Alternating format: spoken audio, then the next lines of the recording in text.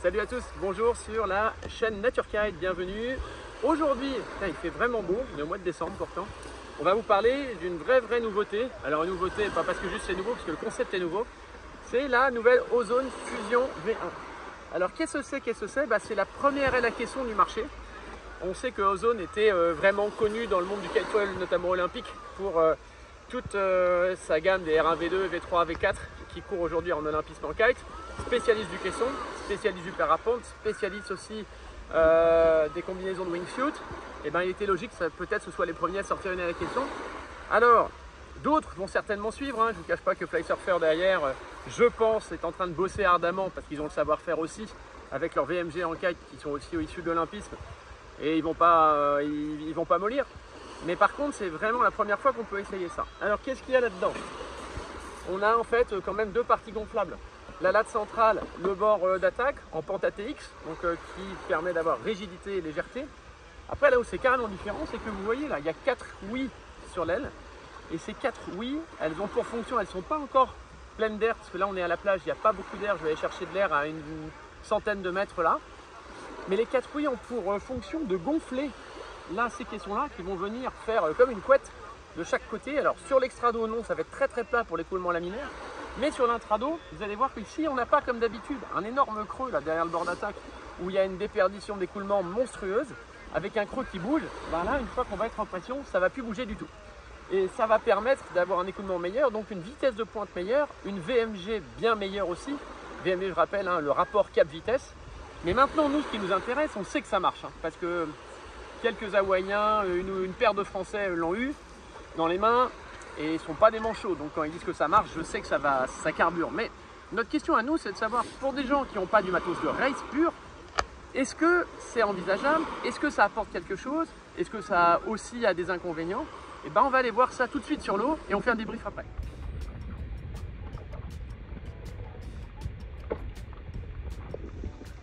Ça marche. La plage basse, elle est pas mal du tout. On peut me dire, regarde, c'est assez efficace. Regarde.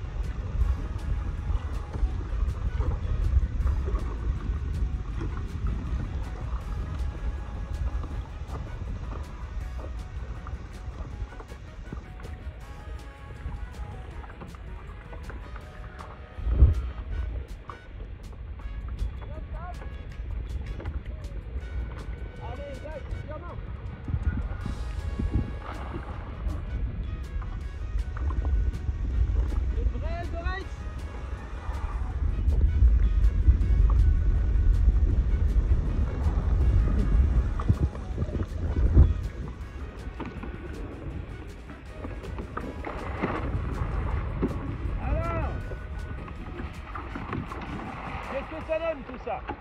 D'abord c'est hyper stable, hein. C'est incroyable. Là je peux lâcher vraiment les deux mains du harnais, elle ne pique pas du tout et j'ai pas d'effet de piston non plus. Ça manque un petit peu de vent ici là pour qu'on puisse tester la plage haute, mais dès que là-bas ça accélère, je sens qu'en fait plus ça va vite, plus c'est stable, donc ça c'est bien. On va aller refaire là-bas un petit peu plus, on va trouver des zones de vent où ça refuse moins. Et je pense que la VMG est vraiment particulière. Je regardais par rapport à Salut Charles, qui quand même ont du matos pur race. Ça mange, je pense que ça mange bien 15-20 degrés. Nous voilà de retour au shop pour un petit débrief de tout ça. Bien sympa ce petit rayon de soleil au mois de décembre. Avant tout, on nous a posé quelques questions à la plage en nous voyant sortir de l'eau, donc j'y réponds ici au shop. On nous a dit, mais attends, où sont les valves de gonflage? Y a-t-il de la logistique? On répond à ça. Petite fermeture éclair ici. À l'intérieur du profil, la valve de gonflage de la latte centrale ici et une deuxième pour le bord d'attaque. Les deux sont en pente ATX comme on l'a dit. On ferme ça. Derrière, on a ces petites mousses là. Les petites mousses, elles sont fournies avec. Ce sont des mousses en fait qui permettent, lorsque l'aile n'est pas gonflée, qu'on revient à terre, qu'on compacte l'aile, de ne pas embarquer là du sable, de l'eau, enfin tout ce qu'il ne faut pas envoyer dans les caissons. C'est quand même mieux de les préserver même s'il y a des écoulements. Donc hop, ça quand on a fini, on rebouche et on la replie comme ça. On nous a dit mais les caissons là ils sont pas gonflés. Ça prend, allez, en une minute dès qu'on a du vent, même pas une minute je déconne, on la prend 30 secondes en l'air, on voit que ça se remplit, ça fait forme couette, c'est prêt à utiliser. Donc, il n'y a pas d'histoire de temps de gonflage des caissons, parce que forcément, les gens qui viennent du kite savent qu'une aile à caisson, on a besoin vraiment de faire circuler l'air en bordant la barre et en jouant un peu avec les arrières pour que l'air circule et que ça remplisse les caissons jusqu'au bout des oreilles. Là, pas du tout cette histoire-là, c'est immédiat. Comment s'évacue la flotte? En fait, les caissons, là, ils sont semi-ouverts à l'intérieur, ce qui fait que quand on va arriver au niveau des oreilles, là, c'est complètement ouvert jusqu'à la pointe de l'oreille pour que l'eau s'écoule par là. Donc, si vous remplissez un petit peu, si vous mettez un peu d'eau là, on a essayé, hein, on a fait exprès, je l'ai immergé cette face-là contre l'eau, j'ai bien secoué, j'ai laissé passer du clapot dedans, j'ai fait exprès d'embarquer de la flotte. Bon, déjà parce que ici, c'est bien foutu, ce sont deux membranes comme ça qui sont faites pour que le flux d'air l'écarte et ne ressorte pas, donc ça c'est bien foutu, ça fait comme une manche à air. Donc ça part d'un côté, mais l'eau, en fait, quand ça passe, j'ai l'impression qu'en fait les deux membranes se collent l'une à l'autre et que ça ne fait pas passer la flotte. Après, si on secoue ou qu'on simule qu'il y a une vague qui passe dedans, le flux d'eau va écarter les deux petites membranes, ça passe un peu, passe pas beaucoup. Est-ce qu'on remplit? Non, ça fait pas du tout 4 kg. Hein. Il y a peut-être 200 ml de flotte qui sont arrivés. Dès qu'on se met comme ça l'aile au-dessus en pression, ça s'évacue immédiatement par les deux oreilles. Donc cette histoire de waouh, est-ce qu'il y a de l'eau qui peut rentrer dedans? Vraiment, on ne se pose même pas la question. Ne vous faites pas un monde de tout ça. Dernière chose, comment c'est foutu chez eux? Chez Ozone, en fait, il y a un point d'accroche ici avec un leash qui est fourni. Et on peut mettre ici sur un leash poignet, soit carrément le petit harnais Ozone, ceinture, qui est livré, qu'on peut acheter avec. Il y a du coup sur les ceintures la capacité de se mettre au harnais. Alors là aussi, un petit truc important que vous devez savoir.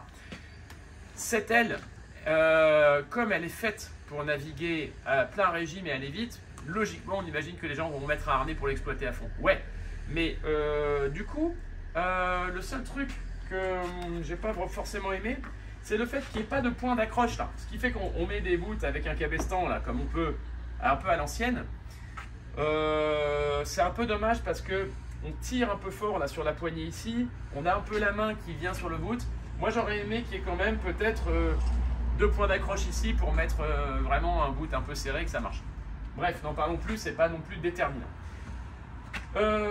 Les gens m'ont demandé ce qu'il y avait comme SPI ici. Bon, c'est tout simple, hein, c'est du Technoforce D2. Vous savez là, le SPI avec deux fils de fil, le fil de trame et son opposé à 90, là, 2-2. Bon, c'est pas dingue. C'est un peu plus lourd que la moyenne, mais oui, il y a 2 fois du SPI.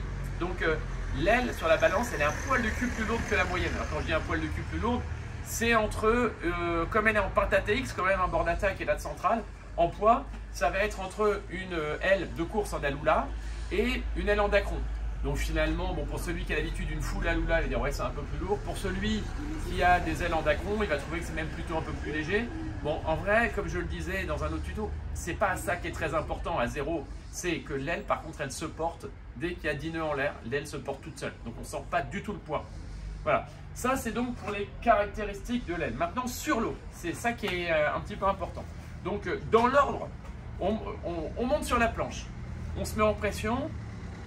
Tout de suite, on sent que l'aile, elle vole toute seule. On se met en pression avec.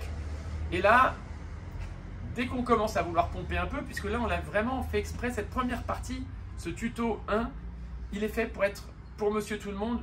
Donc, on est avec une 5 mètres et en conditions où c'est pas du vent, on n'est pas dans la plage haute, donc un peu mou, qui peut refuser, un peu rafaleux. Très bien, c'est ce qu'on voulait voir. Est-ce que ça tolère? Alors déjà, ce qui est bien au pumping, c'est que d'habitude, nos ailes qui sont très efficaces parce qu'elles sont très rigides, sont un peu des tôles. Donc au pumping, on sait que ça va être un peu compliqué, un peu plus compliqué, souvent. Là, ce qui est top, c'est que l'aile, on le comprend en fait, elle est beaucoup plus souple. Donc ça veut dire que, vous l'avez vu là sur la petite vidéo, j'arrive à la déformer au pumping, pas de problème, elle crée son vent. Donc ça, c'est quand même une bonne nouvelle, facile. C'est pas physique, ça se déforme bien, ça travaille bien. C'est après, une fois qu'on commence à accélérer, et plus on prend de la vitesse, plus il y a de l'air qui vient dans les caissons, et plus ces caissons-là, cette forme de couette, elle est apparente, l'aile devient rigide avec la vitesse. Mais à vitesse 0, là, elle est quand même souple. Sa structure n'est pas baramine, donc ça, c'est pas mal. Donc le pumping bas régime, oui, ça marche bien à bas régime. C'est important pour monsieur tout le monde, ça, parce que sinon, quand c'est des ailes de course raides, on peut tout de suite dire que ben oui, on fait une grosse concession, c'est déjà le départ planning, est un peu dur à lancer. C'est pas le cas. Le deuxième truc, c'est sa plage d'utilisation haute. On n'est pas allé exprès dans les conditions puissantes, mais j'ai vu là sur l'autre bout de la baie où on prenait 3-4 nœuds de plus que plus on va vite, plus c'est stable. Et c'est pas du tout physique. Donc j'attends la deuxième partie de nos tests dans du vent fort, où je vais la mettre dans 25 nœuds bien établis, la 5 mètres là, pour voir ce qu'elle a dans le sac. Mais je sais très bien que la balle jaune va être excellente, ça va être stable et ça va pas être physique. Je le sais déjà, mais on va aller voir sur l'eau. Là, c'est dans 3 jours qu'on a du vent fort qui arrive. J'ai une très bonne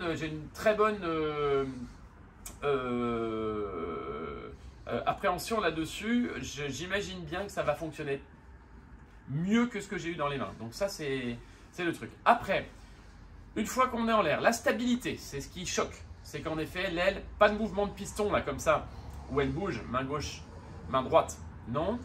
Et très important, pas de balancement vers l'avant non plus. Les ailes qui ont tendance un peu à piquer du nez, là, on a souvent peur de prendre l'oreille sous le foil et de tomber. À toutes les allures, ça bouge pas. Un truc important aussi, à ce propos, c'est un détail, mais sur une aile de course, qu'est-ce qu'on fait quand même? Comme c'est censé pouvoir faire vraiment du up and down, j'ai fait du up, donc de la remontée au vent, je vais vous en parler, mais surtout immédiatement, en très abattu, très bas par rapport au vent.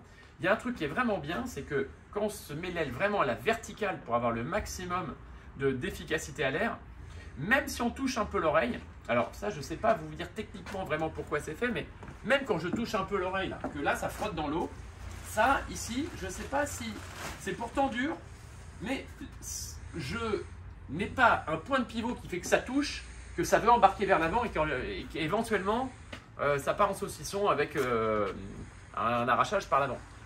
J'ai même fait exprès de voir si en laissant traîner l'oreille dans l'eau durablement, s'il y a un moment où ça bloquait, on partait en avant ou pas. Alors, j'ai réfléchi, je ne sais pas vous expliquer du coup pourquoi par rapport aux autres ailes, quand on touche l'oreille, ça continue de bien se passer sans qu'on prenne le gros coup de raccro. Bon, voilà. Mais c'est pas mal parce que ça peut arriver. En général, on navigue avec l'aile assez basse pour avoir le maximum de puissance et de prise à l'air, mais ça se joue souvent à ça. Hein. Donc là, ça marche bien. Dans tous les cas, ce qui change par rapport aux autres ailes, ce que ça fait de beaucoup mieux, c'est pour ça que la perf max qui va en découler, je pense, va être très bonne. On va le tester dans le vent fort.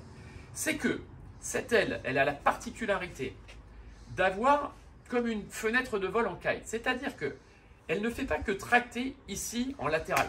Et nous, on n'a pas que à contrer comme ça pour faire accélérer. On a la chance d'avoir une aile qui, dès qu'elle accélère, va tracter vers l'avant. Et c'est pour ça que c'est important d'avoir, quand on l'utilise à l'essai, d'avoir une boucle de harnais là, qui va venir pivoter.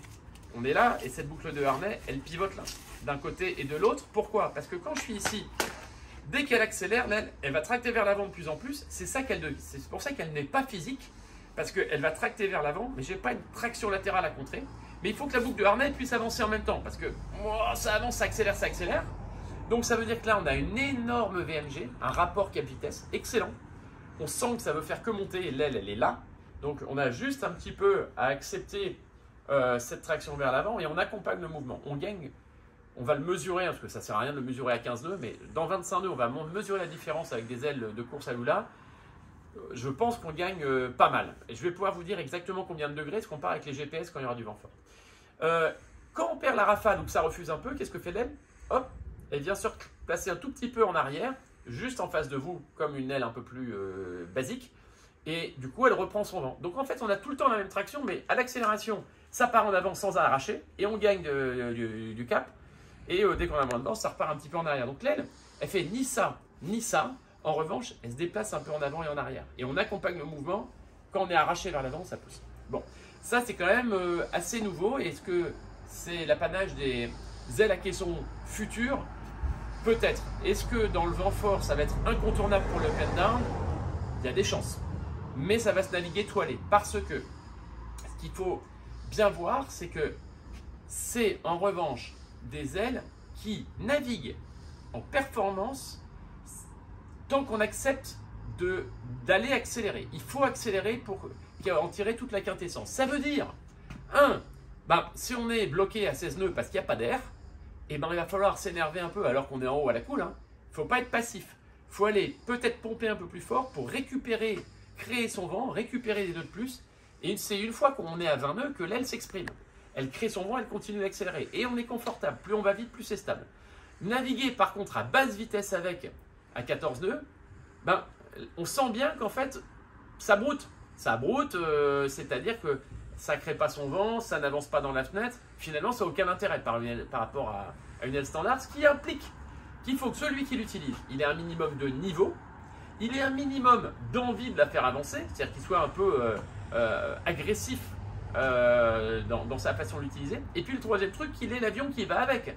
Parce que si vous allez me mettre un 1500 dessous, c'est vraiment foutre un moteur de Ferrari sur un châssis de 2 chevaux. Ça ne va pas pouvoir avancer puisque votre foil, il va saturer. Donc, il faut des ailes qui vont un peu vite. Moi, pour vous donner une petite idée, oui, il y avait 12-16 nœuds, mais j'avais un 800 sous un Barracuda. J'avais pas beaucoup d'air, donc le Barracuda, ça m'aide à flotter et à pomper un peu, à pas pousser d'eau. Par contre, j'ai un 800 en dessous, donc une fois que j'ai décollé, oui, ça peut accélérer. Donc, n'envisagez pas cette aile en mode balade, ça le fait. Puisqu'on a une plage basse très facile en pompant, ça marche. Mais c'est pas fait pour ça, donc c'est vraiment donner du caviar à des cochons. Là, pour le coup, c'est vraiment pour celui qui cherche de la perf. Il va vouloir tartiner en slalom avec ses copains. On essaye de monter plus que lui, on essaye d'aller plus vite que lui au large. Oui, là, ça a du sens. Et c'est intéressant parce que même quand on va vite, on n'a pas peur. On sent vraiment que le bordel est stable. Donc ça, c'est important. Est-ce qu'il y a des contre-indications, des inconvénients évidents? Alors moi, je vous dirais, l'histoire d'avoir les deux phases de spi qui la rendent un tout petit peu plus lourde au départ sur la balance, rien à foutre. Vraiment, ça n'a aucun impact puisqu'elle se porte très très bien. Je dirais même que peut-être parce que elle est un petit peu plus lourde au départ, je pense que c'est ce qui lui donne aussi un peu de mania. Imaginons qu'on ait une aile qui fasse 400 grammes, forcément que ça va bouger un peu de façon erratique. Donc la chasse au poids en race, c'est pas certain. La chasse à la rigidité, oui. La chasse au poids, ça c'est du confort, mais je suis pas sûr que ce soit fait pour aller vite le gain de poids. Je pense qu'il faut un minimum de poids, donc c'est très bien. Par contre, à la transition, en jibe, bon, c'est clairement des ailes qui sont pas faites pour aller faire des tricots, des 3.6, des 720, passer l'aile dans le dos et tout. Ça le fera, mais le truc c'est qu'à la reprise, c'est facile à embarquer, c'est à peu près maniable dans le début de vos transitions, mais ce qui va être un peu compliqué, c'est que dès qu'on change de main, on change de bord, on change d'allure, à la reprise, c'est un peu comme une voile à camber en windsurf, c'est-à-dire qu'il faut qu'elle se regonfle de l'autre côté, qu'elle reprenne sa pression et qu'elle s'équilibre. Donc ça veut dire que si on veut le faire très bien, il faut rentrer avec beaucoup de vitesse dans la courbe, vite changer et avoir de la vitesse quand on est de l'autre côté sur l'autre amure. Si on fait un truc un petit peu mou, où on n'a pas de vitesse ou la transition pour 9 secondes, alors là l'aile, elle ne sait plus où elle est. Elle est un peu chewing-gum, ça va flapper un peu, ça va bouger, c'est pas du coup très confortable et c'est pas très maniable. Donc une fois de plus, imaginez là sur, j'arrive full speed dans le jibe ou j'arrive full speed au virement, je serre, bam, je retourne, je me remets en pression et j'accélère. Là ça marche, mode escargot ça marche pas. Quand je dis ça marche pas, c'est pas confortable. Donc oui, une fois de plus très perf, mais confort face navigation détendue du dimanche après-midi, non. La maniabilité, bah, ça va un peu avec. La maniabilité, c'est si je change d'amure, j'ai même essayé de la mettre un peu en free fly pour voir et tout. C'est pas fait pour ça, hein, clairement. C'est pas une aile qui va être extra maniable et qui va s'oublier. On sent toujours que là, la couette, elle a besoin d'être gonflée en pression. Si on la gonfle de l'autre côté ou s'il y a des différences notoires de pression, ça bouge. La conclusion de tout ça, c'est que pour cette première partie de tuto, réservons ça à des gens qui veulent tartiner, qui ont du niveau, les foils qui vont relativement vite, donc je dirais voilà, jusqu'à 1000 cm² autour, mais ne me mettez pas un 1400 sous les pieds, et ça, c'est dommage. Et puis, la troisième caractéristique qui encourage à prendre ça, c'est on est à l'attaque, on a envie de se tirer la bourre avec les potes, et je vous assure que ça marche, même en plage basse, donc très bien. Pour ceux qui vont vouloir une aile polyvalente, non. Non, clairement, celle-là, elle est typée course. On le sait, elle est typée perf. Donc, on la prend pour la perf. Et si le dimanche après-midi, on n'a que ça en 5 mètres et on veut se balader, et ben ça ira bien. Mais c'est pas l'aide pour ne faire que se balader. Ensuite, on va voir, donc après dans un second tuto, là, ce qui va se passer, le but c'était de valider que c'était quand même agréable dans des conditions moyennes à light. Maintenant, d'ici 3 jours qu'on a de l'air, on va aller faire le même tuto sur l'eau, mais en la mettant au max de ce qu'elle peut donner. Le max de ce qu'elle peut donner, ça va vouloir dire un 25 nœuds autour pour 5 mètres, mat de course, board de course, et aussi, parce que nos petits amis hawaïens là, nous ont parlé, ils nous disent ça vaut le coup quand tu vas être avec la 5 mètres dans 25 nœuds d'aller envoyer du gros jump pour voir comment ça porte. Oui, ils nous parlent d'une sustentation qui va bien. On va aller vérifier ça parce que le lift, l'aspiration au décollage, c'est quelque chose, mais à quel point ça porte, j'y crois assez, puisque quand les caissons sont arrivés dans le cadre, sans même parler de ratio, mais à ratio équivalent, le caisson porte plus que les skis traditionnels tendus. Donc, on va aller vérifier ça. Pour l'instant, on remet ça dans le camion, on attend 3 jours, on va sur l'eau quand tout dégoince et on fait la deuxième partie ensemble pour valider tout ça. À bientôt, ciao.